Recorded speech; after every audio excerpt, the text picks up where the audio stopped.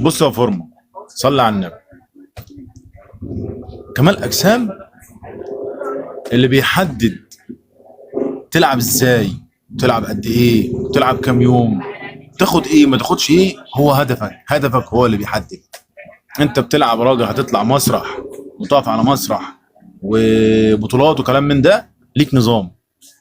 انت راجل داخل عشان تبقى شيك وعشان صحتك وعشان تبقى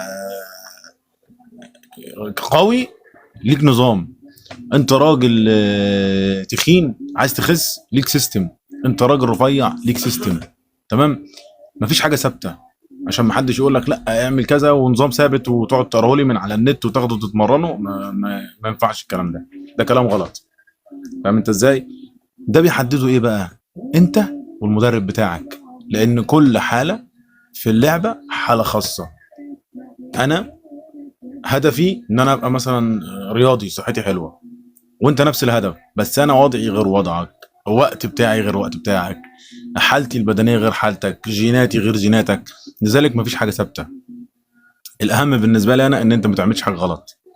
ما حدش يضحك عليك ويقول لك خد الحقنه دي، خد البرشامه دي، خد دي. انا بلعب ليه 20 سنه، احلى نتائج عملتها. كل اللي انا عايزه اعمله بعمله طبيعي، بس بايه؟ صبر. معاك مدرب كويس وتصبر، وهي هتيجي.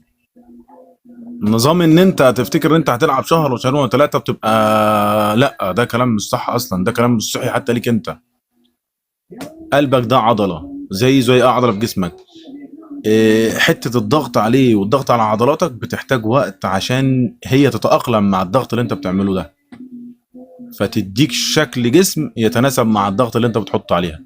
ومع الوقت، مع استمرارك، هتعلي الضغط ده على العضلات، هيخلي شكلها يتغير عشان تتكيف مع الوضع اللي انت بتعمله، وهكذا وهكذا وهكذا. فاهم انت ازاي؟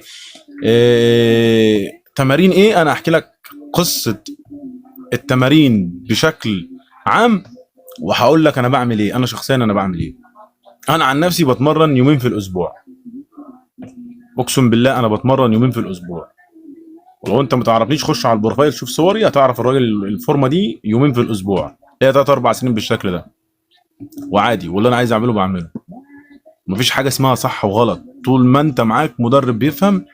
لان مفيش رولز، اللعبه دي ما فيهاش قواعد.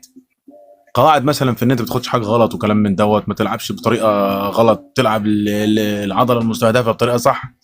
لكن ما فيش رولز في حته انا العب قد ايه وكم يوم وقد ايه وقت، لان دي بتختلف من بني ادم لبني ادم. في حاجه بس في نهايه الفيديو ما ينفعش ان احنا نخلص الفيديو من غير ما نقولها. ندعي يا جدعان لاخواتنا في فلسطين، ربنا ينصرهم. انا كنت بتكلم عن محتوى كوره وكلام من دوت، ومش هتكلم في المواضيع دي خالص، لان انا شايف انها ما يصحش وتحليل مطوشه وكلام فاضي من ده. لان الناس دي اللي بيحصل معاهم، انت حتى وانت بتاكل بتحس ان انت اكلك خيانه، نومك خيانه، اي حاجه بتعملها ترفيهيه بالنسبه اللي بيحصل مع الناس دي، بتحس ان انت بتعاتب نفسك على ان انت ازاي بتعمل كده والناس دي بيحصل فيها كده. ندعي من قلبنا ان ربنا ينصرهم، وان شاء الله ربنا هينصرهم.